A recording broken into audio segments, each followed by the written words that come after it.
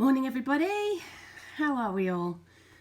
I'm a little bit out of breath this morning because I've just spent the last 90 seconds running about the studio like a lunatic trying to get a butterfly and a blowfly out of the studio so that they didn't distract me during Technique Tuesday. I saved the butterfly, the blowfly's still in the room, so if you hear him, he's just taking part really.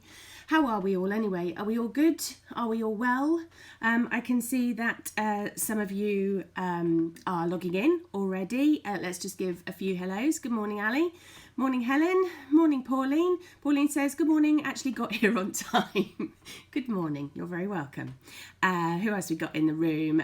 Geraldine, Beatrice. Beatrice says she remembers today. Anne is saying good morning. Bridget's saying hello to everybody. Helen is saying, I don't often make it, but the other half has gone fishing. So it sounds like you're all here on some sort of release today. Good morning, Gwen in lovely Shrewsbury. Good morning, Carol. So I am practicing what I preach today and being very experimental. Now, when I reveal what it is that... Excuse me, my printer has just suddenly decided, everything is against me this morning. Everything wants to make a noise and make its presence felt. Of course it does, because I'm live on the internet, and what better time to do it? What was I saying? I was saying that when you discover what it is that I'm going to be experimenting with this morning, you might be a bit shocked. You might think, has she lost her mind? But I'm going to explain it, and I'm going to explain why I want to do it.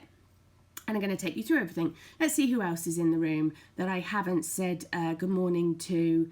Anne is sunny Bedfordshire. Wendy, good morning. Lou, good morning. Lynn is saying it's a beautiful day in Malvern. It's a beautiful day in Dorset too. In fact, I've actually got the sunshine streaming across my demo area, but I didn't have the heart to block it out this morning. Vivienne, good morning. Bridget, talking about flies. Jilly, Vera, good morning. Maureen, Patricia, Simone, Jane. Jane is saying, I feel an order for new materials coming on. I'm not sure that you do. Actually, I might have saved you quite a lot of money this morning because I have a feeling you're going to go watch and go, I'm not doing this. But it's a tutor thing. I'm bringing you all sorts of different things. Julie, good morning. Janet, Ali, Mary, Janet. Gwenda is saying, isn't this a bit scary? Not for you, just for me. I'm the one demonstrating live online. Christine, Susan, lots of people tuning in this morning. You are very, very welcome. So, what have I got for you? I'm a mixed media painter, as most of you know, and for most of the time I base all the demonstrations and the techniques and things that I share on watercolour techniques. So even though we might be using ink or brusho or collage, everything we do is based on that same set of principles for watercolour techniques. And I was having a think about my efficacy as a tutor in bringing you a sort of wide range of materials. And I was also thinking about my own skill set and sometimes how the watercolour skills that I have don't necessarily translate for something that you might have experience with. It was also kind of fueled by the fact that we've, on my Learning to Paint page, which is over on Facebook, which if you're not a member of yet, you're very welcome to be. I usually ask you to answer a few questions on the mediums that you're interested in, just so that I get an idea of what mediums you would like to see me work with and demonstrate with, or would like my assistance with, if I can ever help you. And obviously watercolours and inks and brusho and things are kind of well covered by me. And I try to sort of dip my toe in things like pen work and pastels. And I've done quite a bit of pastels recently and I've been really enjoying them. And then a lady joined this week who was interested in oils. And there we go, I said it. I am going to be demonstrating in oils today. Now I'm not going to do a massive demonstration for you today. I'm just going to start off a project, but I am going to take you through some of the materials. And so those oil painters out there who sometimes feel a little bit left out, that the emphasis is sometimes on watercolour, I'm going to take you through some oil materials. Now I can already see that there's some exclamation marks coming in. So let's just see what your comments are about what it is that I'm going to be demonstrating. Lots of people saying that the weather is very lovely. Good morning, Linda. Carol, Lou, lots of people saying good morning to each other. So I'm just going to hang on just a second just to see what your reaction to oil painting is. It would also be really lovely to find out if we do have oil painters in the room this morning.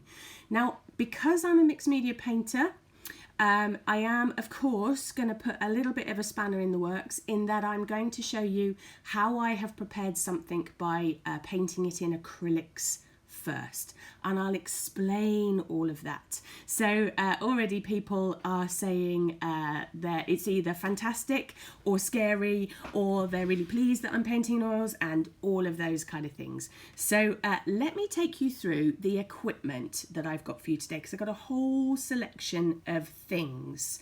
So let's take you to the infamous overhead shot. My apologies for the sunlight that's here. I just really didn't want to block it out.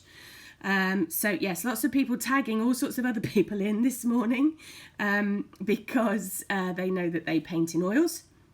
So here is a selection of stuff that I have, and I've got a whole further selection of stuff on the right hand side. Now, I am not, let's find you a traditional one. So here we go. Here we have a tube of SAA oil paints. So traditionally in oil paints, you would be using linseed oil or turpentine to thin out the colour.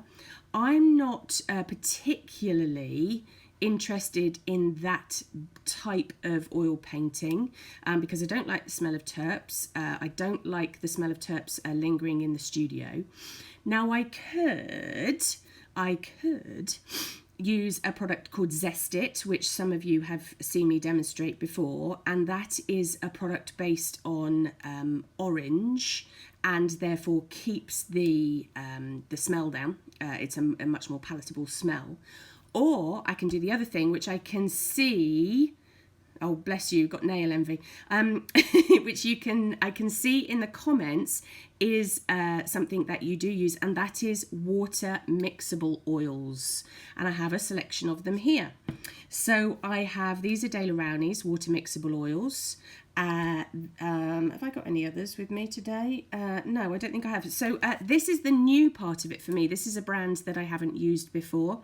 So this is Cobra. This is made by Royal Talons. I have never, ever used these paints before. So kind of in keeping with the try something new theme. And I also have a really interesting other product here as well, made by Schminker. And this is it. And it's called Medium W. And what that does is turn a traditional oil paint, such as the SAA's oil paint, or I've got an incredibly old Winsor & Newton one here. And I've also got a Schminker oil here too, just to kind of hit all the brands. Using this medium with it means that all of my equipment can be washed up in water, rather than having to use terps or anything to clean my equipment out.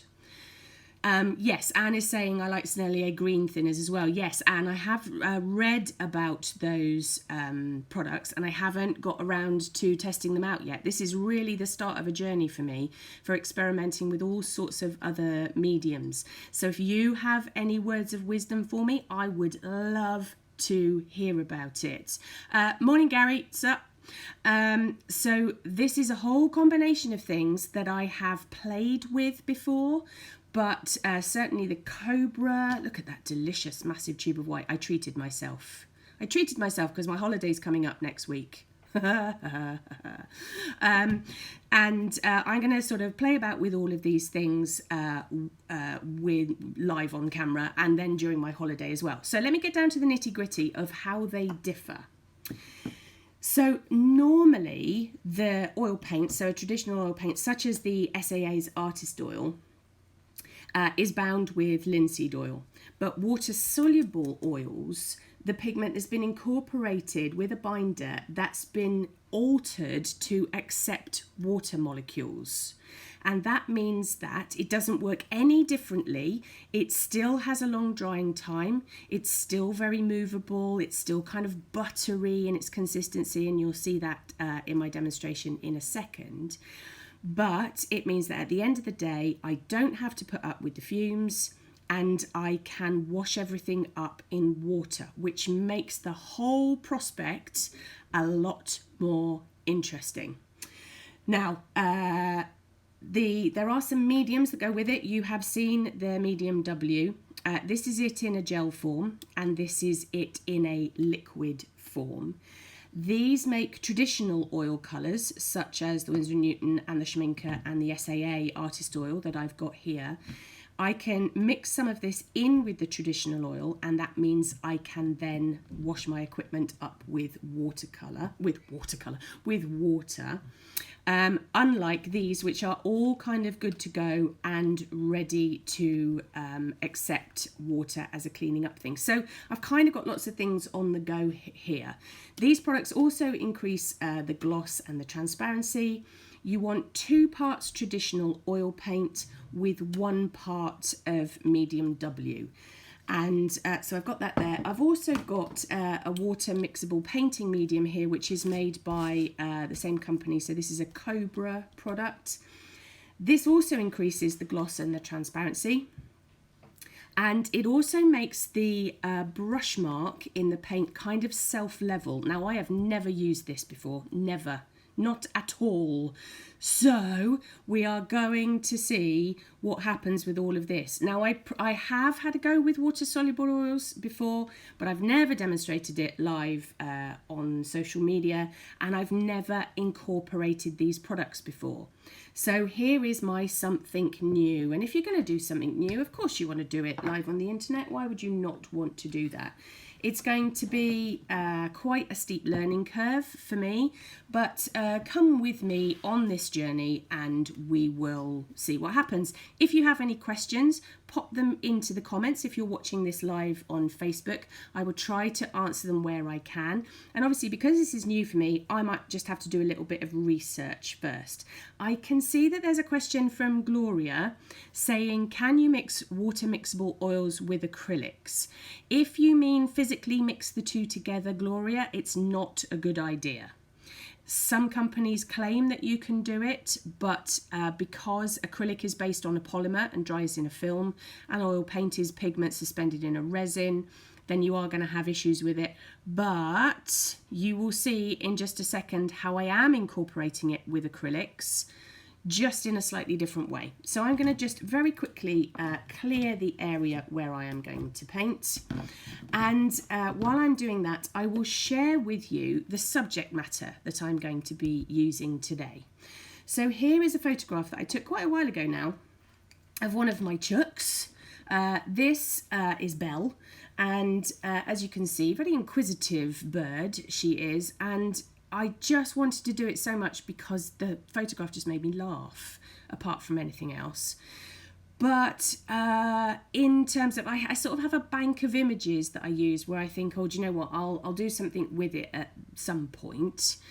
And this has kind of sort of set itself up to be one of those moments. Now, let's share with you what I have done. As if by magic, I have made a painting appear in the overhead camera. So this is a stretched canvas. This is a box canvas. So this is canvas stretched over wooden battens, and it's really deep, as you can see if I hold that up to the camera. I really like the chunky canvases because they're kind of, they're just sort of do on their own. And here's the thing where I have incorporated acrylic paint into it. So I, for some reason, and I don't know why, just because it's me, I decided that I really fancied painting Belle on top of a silver background. Now, it'll look sort of like a dull white in the camera, but I can promise you that it is silver. And if I turn it and twist it ever so slightly in the camera, I'm hoping that you'll be able to see just that sort of shimmer. Now, how did I apply it? Here's the silver paint that I used. This is Daler Rowney's System 3 acrylic, which I squeezed onto the surface, and then I used a brush to kind of brush it backwards and forwards. And I didn't like the texture. One of the problems with a metallic paint is that you can see the brush strokes really, really easily in it, and I wasn't kind of thrilled about that texture. So while the acrylic was still wet, I went in with a little mini towel that I have. These I usually use for cleaning my hands in pastel, but I went over with my little mini towel and I bunched it up, and all I did was go back over the surface so that I had more of a kind of random finish. And I'm hoping that in the camera, let's get a bit of light onto it, there you go, you can see that kind of slightly stippled, slightly staccato kind of image. What is making me chuckle this morning is how angry Belle looks in that camera angle. That's really funny. So I've got that prepared. I have drawn her out freehand, and I used a light fast pencil for this. Now here's another new thing for me. Here is another new thing. I use Derwent light fast pencils when I'm teaching pencil work. They're a really beautiful pencil, and they are oil based rather than being wax based. Now, if you have my book, you will have seen a few demonstrations in there about why and how I use light fast pencils. I'm not going to go over that now. But the reason I chose this one is A, it's a kind of bluey purpley colour, and I thought would show up really well on the silver. And obviously, because it is an oil-based pencil, I'm not going to have any issues with the oil paint going over the top of it, and in places I might be able to blend out my lines a little bit as well. So I sketched her out. She's at a bit of a jaunty angle, the same as the photograph. And she does look a bit angry. I mean, to be fair, she doesn't look that happy in the photograph, does she? And we do call her Velociraptor, because if you ever wondered about the link between chickens and dinosaurs, you can see that in Belle. So I wanted her to look sort of slightly crazy, slightly bonkers, and hopefully my line drawing has achieved that. Now, before I start painting in, I'm just going to share one more thing with you, which is the joy that is a tear-off palette. Now, this is the Daler Rowney one. There's many tear-off palettes on the market. I just happen to have this one in my stash, as I do. I sometimes use them for acrylic painting, but the joyful thing about a tear-off palette, if you've not seen one before, is that it does just that. So I can use the top of it this morning to squeeze my colours out on, and we'll do that in a minute. Let's do that together. And then when I'm done with it, I can tear that top one off, throw it away, and then I'm not having to clean lots of things up. And I will dispose of it as consciously as I possibly can to try to not get any of the oil-based microorganisms back into the environment. So let's. Lots of people are admiring Belle. She is beautiful. I'm horribly biased, but she is very beautiful. And I can see that a couple of you have got gremlins in the works today. It isn't me this morning. I'm glad to say it definitely isn't me, because I can see the feed going out. So don't forget, you can watch this on catch up if you have gremlins in your works, or if you have to disappear off at any time. So without further ado, let's have a look at these paints. So this is the Cobra. This is Prussian blue. So let's squeeze a little bit of that out. I'm not going to squeeze huge amounts out this morning, because this is a project I'm just going to start and I'm going to play around with next week, hopefully. So that is a water-soluble oil paint, water-mixable oil paint, I should say. Here is also a water-mixable paint. This is Daler Rowney's Georgian range. This is Cobalt Violet, because, of course, I had to have some violet in there somewhere. And I sort of predicted that in some of the older paints, the lids wouldn't want to come off. So I have my little trusty pair of pliers next to me. So there's the Cobalt Violet. Ooh, that's really sticky. That's a really sticky consistency paint. Now who can resist this? Who can resist this? This is also one of the water-mixable Cobra paints, and it's silver. Had to have something in there somewhere. Had to have a metallic in there somewhere, didn't I? And then what else have I got? I need some white, and I've got 2 whites, so here's a bit of a teaching experience too, in that I needed to have 2 whites, one which was titanium white and one which is zinc white. So sorry about that. So the titanium white is the whitest white and produces very bright, very sparkling types of whites. It's not great for mixing for paler tones. It is very good on its own. And zinc white is a mixing white for making paler tones, all of those kind of things. So I've got the 2 here. Oh, and that lid doesn't want to come off either.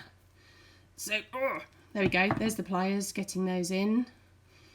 Oh dear. My apologies for slightly pausing then. My husband just came in the room.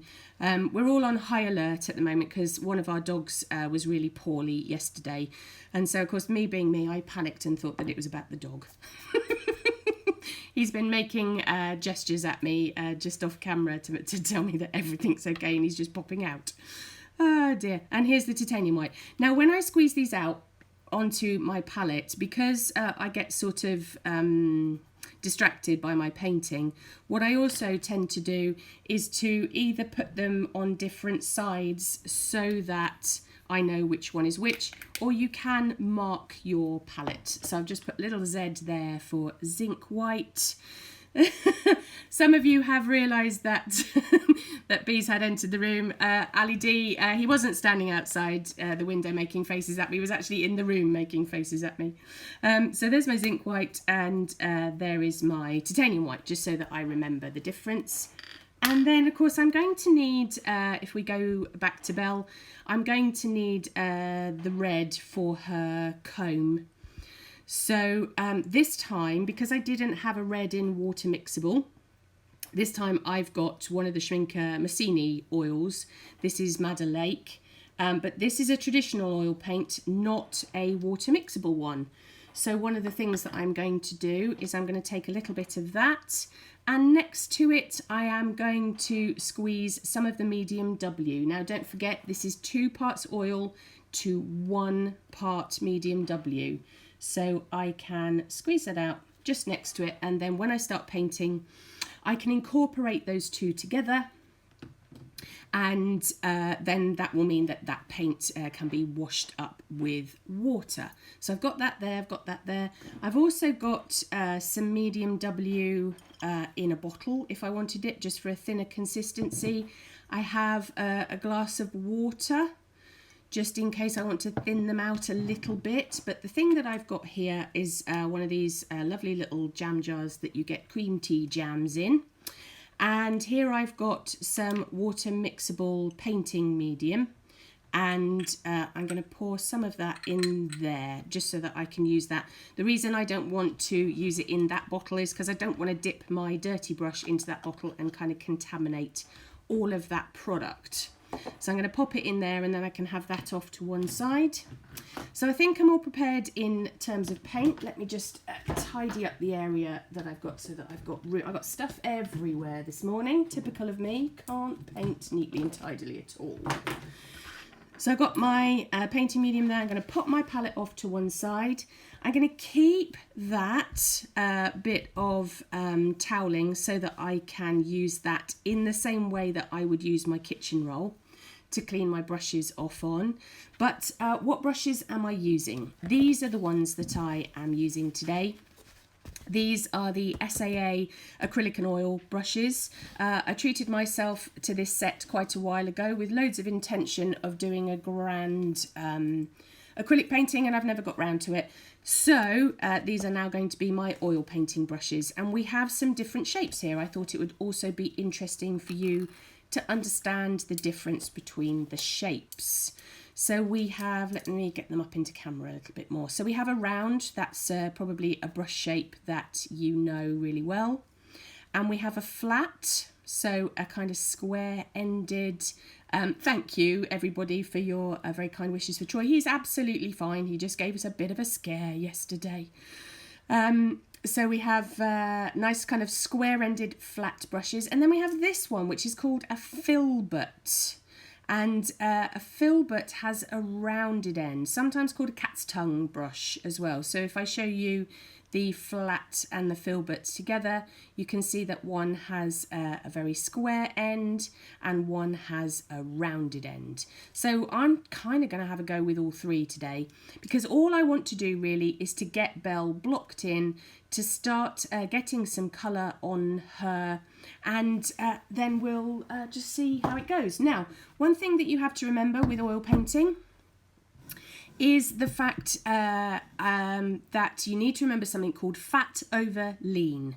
And what does that mean? So what you have to be aware of with oil paints is that they're not going to dry instantly. They're going to take a good 2 or 3 weeks to be touch dry. They're going to take a good 6 to 18 months to be absolutely cured. Now, if you put a very thick layer of oil paint down and you finish off with oil paint that you have thinned out, the thinned out paint is going to dry really quite quickly, but the paint underneath, which has lots of oil and is very fat, is going to have nowhere to evaporate. So it's going to try to evaporate either through the back of the canvas, in which case you'll get sort of horrible oil stains all over the back of it, or it's going to try to evaporate through the front layer. Now, the oil paint on my surface cannot evaporate through the back because I have painted it with acrylic. So I've put a film over all of this, so it can't evaporate that way. It can only evaporate through the front. And if it can only evaporate through the front, it's going to crack that top layer, and that's when you get that kind of crazing all over. So Anne is saying not enough patience for that timescale. Well, to be fair, Anne, neither have I, but it's too interesting a prospect for me to avoid it any longer. So I'm going to give it a go and see if I can be patient enough. So in terms of fat over lean, the first layers that you put down have to be the thinnest, and then subsequently the layers that you put over the top have to be fatter or more kind of the consistency of neat paint, or things that you have used a medium with. Now, the other option that you have is to paint something called alla prima. Alla prima means at the first, and it means that basically you chuck it on, you don't think about it too hard, and guess which method I'm going for? Yes, alla prima, because why wouldn't you? So I'm going to move Belle off to one side, and I'm going to bring my palette in to the right hand side so you can see me doing a little bit of mixing as well. Let's get my painting medium in there. Let's get my water in there, and my bit of grubby old rag. And then let's just get some colour on her, and we'll see how we go. We'll see how long it takes us, and we'll just kind of experiment, really. Try something new. That's what we said, wasn't it? I'm going to start off with the filbert brush because I quite like the idea of this kind of cat's tongue finish. And it seems really weird to not kind of rattle it about in water first. What shall I start with? Let's start with some of the darkest areas. So I've got a bit of the Prussian blue. That was the thing I didn't do. I knew I had something that I hadn't done. Payne's Grey, which I can't get the lid off. I can't get the lid off. This is the trouble when you're trying something new, is that your brain is working overtime trying to remember what order you're supposed to do things in. So I think this is you guys getting your own back on me for when I paint really quickly, isn't it? So there's my SAA Payne's Grey, and because that is a traditional oil, not a water-mixable one, I need to make sure that I put some of the medium W next to it. And let's start there. Patricia is asking, is there any difference between oil paint and oil pastels, drying time in particular? Yes, oil pastels will dry far, far faster, but the two things together are quite interesting too. Now I've got a bit of Prussian blue on there, but we don't worry about that. So this is into the Payne's Grey where I've got that medium W. Ooh, that's a lovely consistency, it has to be said. But isn't it dark? It's so scary. I love it.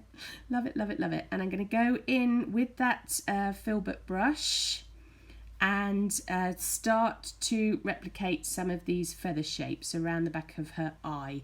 Now, I have got her full screen on my computer, which you guys can't necessarily see, but she is staring at me with all of her intensity. Now, the thing obviously about oils, the way that it absolutely scores points over any other medium is that I could now walk away from that. I could go and have a walk with the dogs. I could go and do some gardening. I could go and let the chickens out. And when I come back, that is still going to be moving or movable even. And so what happens then is that, of course, any time that I come back to my painting, I think, that's not quite right. I, of course, can do something about it. I don't have to put up with the fact that it's there for all eternity. So that means, okay, it's going to require a little bit of patience for you to wait for it to dry, but the payoff of that is that, of course, you can change your mind, and you could change your mind in a week if you wanted to. I know that Lou is saying, what's this patience thing you're all talking about? I definitely haven't got any of that. I don't have any either. I don't have any either. None. Zero. I have patience with all of you, but I have none with myself at all. So let's get cracking. Let's block in. So I've got a little bit of Payne's Grey on here. I'm going to add some Prussian blue in with that because she's got these kind of delicious sort of blue bags under her eyes. Don't we all? So let's get the Prussian blue on the brush. What's going on over here? Where's the blue one here? So it's down here somewhere. And I can really start to block in. Now, if you are a pastel painter, you will find there's some really huge similarities between the way that you put oil paint on and the way that you put pastel on, simply because you're blocking in and refining later. So I'm kind of got my pastel hat on at the moment, and I know that there's a few pastel painters in the room right now. So it's not that far removed from it. It really isn't. Now, what's that? That's the top of her beak. That's the bottom of her nostrils. And then we've got some more dark. I have to say I do like the medium W in with the Payne's Grey that I've got down here, because it kind of makes it really buttery. Now, somebody's just asked me a question. Carol, good morning, Carol. If you make a mistake, do you paint over the top? You can paint over the top. Or, of course, what you can do is just take your rag and then pull it off the surface. And then you can paint back into it. So all of a sudden, those people that are going, oh, I'm not so sure about this oil painting lark, it's very movable, it's very editable. That's the thing that is attracting me to it at the moment. I mean, it might bring out all my hideous faffing skills, but at the moment, I quite like the idea of it. So got that kind of lovely bluey grey there. Now, I need to change colours, and I want to change colours really dramatically. So into the water my brush goes, rather than into linseed oil or anything else. And there it goes, it dissolves in the water, clean off the brush. How fantastic is that? How fantastic is that? Look at that. And my brush is still nice and soft. Oh, I am liking that. And then, so silver now, into the silver, blending that in with some of that Prussian blue and Payne's Grey that I've got over the top. And she's got some highlights here, so I'm going to load my brush up with a little bit of white too. And then I can work back into, what's that bit going on over there? I think that's sort of a silvery grey too. I can start working that in. Oh, this is rather a lot of fun. It's rather a lot of fun. What we got over here? So we've got, she's got a kind of bit of yellow going on over there. Do you know what I've got over just to one side? I've got a whole box of stuff over to one side. I also, as well as a silver, I know that looks like a kind of yellow ochre raw sienna, I did buy Cobra in the gold. Should we put some of that on? That's just too exciting, isn't it? So brush into the gold, and maybe we can get some of those, yes, look at that, some of those yellowy tones, and it's a bit metallic too. That's very exciting. Right, so let's get that yellow in. Where does that go? Down here. It sort of goes into grey. We'll worry about that later. Okay, it's looking very cross at the moment. Oh, I love it. And then, oh, do you know what? Let's put the brush straight into the Payne's Grey. It'll be a bit paler, but that's all right. then I can bring some of these greys down. I've sort of got a goldy, painty grey thing going on there. That's technical, isn't it? Down past her wattles, there's one, what's that? That's a wattle. That's one going down in there too. And then we need a bit of that Payne's grey over the side. So I can really kind of chop between my colours, which is interesting. I was thinking that I'd maybe made her a bit fluffy, but actually let's show you the photograph again. Looking back at the photograph, you can see that all of her feathers are sticking out to one side. Like I said, this photograph was taken last year sometime, so she's matured a bit since then. And she's starting to come to life. Right, what's this? What's that over there? Right, that's the edge of... what is that? That's the edge of her beak. Let's fuzz that into the Prussian blue. Prussian blue is obviously still mixable. And I know... Oh, Janet is asking, do you ever paint with your fingers? I do, all the time. I try to keep my hands really clean for live demonstrating so that you can see the difference between my hand and the surface. But yeah, you should see me go when it's just me in the room. And people are saying loving the way that it blends. Lots of people are saying that you can see the correlation between pastel and oil. And some people are tagging each other in and saying they might have to try their oils out. Well, watch this space, everybody, because there is the extreme likelihood that I'm going to be doing some oil demonstrating in the future. But you didn't hear that from me. That's a closely guarded secret. Right, let's get these nostrils in.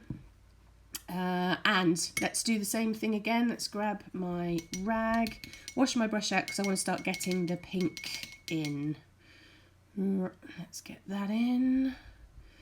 And so look at that, beautifully clean. And I haven't got to smell terps. In fact, all I can smell at the moment is a sort of a slight linseed oily, no stronger than it would be if I was cooking, really not. So over here, we've got that madder colour from the Schminke oil paints, and I've got my medium W, so I'm going to mix those two together. That's really quite a strong red. Let's shove some of it on to see what sort of thing we're working with. Yeah, that's okay, just a bit bright at the moment. What I'm going to do is take a bit of my cobalt violet and pop some of the red in with it so that I've got a kind of a deeper, more crimson kind of colour. And then into that as well, I'm going to take a little bit of the zinc white. Now here's interesting because all of a sudden my paint has got really, really sticky and quite hard to move. So I'm going to pop my brush into that painting medium and mix that together, and there we go. It kind of comes back. Ooh, and I can see the difference as well. Let me see if I can get that in the camera. Can you see how much glossier? Put that medium in there. Can you see how much glossier that is? Definitely does what it purports to do. Would acrylic slow drying medium have a similar effect? If you're using acrylics, it would, but still not as long a time as you would do with oils. What else is coming in? Oh, good. I've answered that question. I'm thinking acrylic and retarder might be worth a go. Yes, absolutely. If you've got things already, then add to your range of putting retarders in with them and all of those kind of things. Linda's saying, can't wait, see the attraction to oil. Sorry, I was thinking that you wouldn't want to because you're all kind of water-based people. I thought that you wouldn't be that fussed about this. I thought that you would think, nah, not having a go at that. I mean, it's too much fun, I have to say. I'm having a rare old time this morning. Now, these colours are too dark at the moment, so I need to go in with a bit of the titanium white, which I can put in over the top. Now, the wattle and the comb, so this is a comb on a chicken. The bit that hangs down here is called a wattle. They have quite a particular texture, which I'm just experimenting with the back of my brush. Vera is asking, what are retarders? So retarders are mediums that you can mix in with acrylic paint to slow down the drying time to try to replicate oils. And there's lots of them on the market, so plenty to experiment with. Now here's an interesting thing. I've got the edge of the comb and I've got her feathers. Now that for me on there is a very hard line, and here's where oils are going to play into my hands. So here's my little flat brush that's really dry, so I'm going to flick backwards and forwards very gently over that line to blend one into the other to make it look like it's sort of appearing from the top of her head a little bit more. And again, I could go away, do a couple of hours gardening, come back, I'd still be able to do that. So that is why I'm kind of loving the oil painting thing this morning. Let's pick up a little bit more of the red and going around. I'm not really sure what I'm doing at the top of this comb at the moment, so do you know what? I'm going to leave it. If in doubt, don't. As I think I saw one of you advising somebody on the Learning to Paint page last night. So there goes her comb. That pink, of course, we can introduce a little bit of it down there. We can introduce a little bit of it up here where it starts to fall into her beak. She's looking very colourful, which I quite like. And we need to go back to that really strong red for her wattles down here so that we can start to block that in.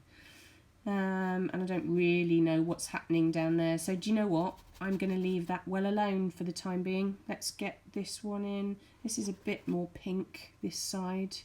So let's get my zinc white. I do need to make that. It's gone a bit sticky on the side of my palette, so I do need to get some of that painting medium in. Maybe still not pale enough. But for the time being, for the purposes of this demonstration, it's all fine and dandy. One thing that I did just want to experiment with and play with before we left today is I did want to start getting one of the eye in. So I can put my brush into the water. That I can clean up later. What are people saying? Ali, I try absolutely everything at the moment. Watercolour, pastel, oils and acrylics. Good for you. Good for you. It's good to switch. Mary is saying, if you get it on your clothes, does it wash out? I'm messy. Yes, much more easily than acrylic paint will, actually, because acrylic paint dries as a film. It's really tough to get out. Oil paint comes out of your clothes much more simply. Ali's saying, I have all the gear but no idea. Ali, that is not true. I have taught you. That is not true. Linda is asking what the violet is. That is cobalt violet hue. So it's, where's my tube gone? There it is. The Georgian water-mixable cobalt violet hue, because of course it wouldn't be one of my paintings without a little bit of violet in it. Now, what do I need for her eyes? I'm going to go for a bit of the Payne's Grey. I put my brush in the water then before I picked up the paint. That was absolutely habit, completely habit of rinsing my brush out before I start. Isn't that funny? So let's get the Payne's Grey in around her eye. Coming up and around there. And then I think probably a little bit of blue for the pupil. Again, that's gone a bit sticky, so I'm going into that medium to do a better job with it. So the blue is going in there for her kind of pupil. Wow, she looks angry. She looks a bit cross-eyed as well at the minute. Let's rectify that. So we'll do a bit of editing. I'm so used to leaving bits of paper behind that I've actually done it on the canvas, and I don't need to do that. What I do need is a smaller brush. What should we go for? My lovely set of brushes. What's this one? Oh, a tiny little filbert. Excellent. Then I can go into the white. And I can put a little bit of highlight in there for the white, for the glint in her eye. Maybe a bit of silver as well, just for some of the highlights around the edge. Now, this is an interesting part where I want there to be really quite sharp marks because everything is so super wet. It's all blending together. So maybe that's a reason for allowing things to dry for a couple of weeks and then going and putting the highlights back in afterwards. Who knows? I don't know the answers to that yet because this is a new experience for me. But let's get all of those things. I'll sort of blend them together a little bit more so that you can kind of see it in a little bit more of a completed state. Bridget saying, nothing wrong with cross-eyed, one of our dogs is. Yeah, well, we all are from time to time, aren't we? We all are from time to time. Let's get, that's not, see, this is the other issue. I've got kind of brushes everywhere. It's a bit like pastels. If you ever see me demonstrate with pastel pencils, I have a fistful of them. And now I'm really kind of amusing myself, and I have to be aware that you guys are out there. And the point of my demonstration is to share things with you. But that's kind of coming together. It's got an awful long way to go, obviously, but I am loving being able to edit it. I'm sort of loving the smell. It brings me back to remembering my printmaking days of being in a print studio where I would use oil-based inks and that sort of lovely linseedy kind of smell. So for the time being, I'm going to leave her be. I've got lots of other things that I've got to do today, sadly, but that's a pretty good start. I can put her to one side in the studio and just pick up a few bits and work on her as I see fit. If she gets to the end of being completed and finished, I promise I will share her on social media. So let's go back to front on camera. That's been a really interesting experiment today, and quite fascinating for me to kind of get a slightly different mindset, to use materials in a bit of a different way, and to be thinking about my painting skills slightly differently, but loads of things being transferable. The way that I blend colour together, or the way that I use brushes. So if you have some oils lurking about in the cupboard and you're thinking, I don't want to use turpentine, I can heartily recommend the medium W for making them water mixable. That makes cleaning up a lot easier. But also don't neglect those products that are lurking or that you've inherited. I've got an awful lot of oil paints that I actually inherited, and I thought this is the time to put them to good use. So I'm just going to have a look and see if there are any comments that have come in live. Lots of people saying looks more like gouache than oils. I like it. Yeah, very similar actually. Very similar. Bit more glossy, and obviously permanently movable, if that's the thing. You know what I mean. People saying that they really enjoyed this. How do you dispose of the water? So Beatrice, you can put the water down the sink in small quantities, unlike where you would have to dispose of turpentine safely, because that molecule breaks down the oil part of it. You can absolutely safely chuck it down the sink. Do you need to cover the palette with something to keep the paint moist? No, you don't. No, you don't. Those will stay absolutely fine. They'll dry at the same rate as your painting, so I can leave those out. The only thing I would have to worry about in my house is dust or dog hair getting in them. So you might just want to put, I use those cake tents, do you know what I mean? For kind of keeping bugs off anything in the kitchen. I sometimes use those. Lots of people saying that they enjoyed it. Oh gosh, lots of comments coming in. Drink it. Oh, good. I'm glad you have enjoyed something a little bit different. Now, so a few bits of news for you, just as we come to the end of this live broadcast. Really sorry. The bad news is there's no Technique Tuesday next week. I'm sorry. I am on holiday. Is that all right? And by holiday, I mean that I'm still in the studio and doing stuff. I'm just taking a bit of a break from social media. Of course, I'm still contactable. Of course, you can still email me. And we will reconvene in 2 weeks' time. I have no idea what I'm going to share with you in 2 weeks' time yet. I'm just going to take a little bit of R&R next week to spend some time with my chickens. And there's a new chicken on the block. And my dogs, my husband and my family and friends and things, because I haven't seen them for so long. I wanted to take this opportunity to say thank you very much for your support since the beginning of our unusual circumstances. You have single-handedly kept my business going. You have kept me inspired, and that means that I can now just take a little bit of a break to recharge and rest and recuperate. And I will be back with an absolute vengeance the first week in August, where I'll have loads of new things to share with you, loads of news for you too. And I hope that you get the chance to experiment with some oils if you've already got them. I will go back through the comments and make sure that there isn't anything that I've left unanswered. But don't forget, you can watch this on catch up, and there's 2 ways that you can view it.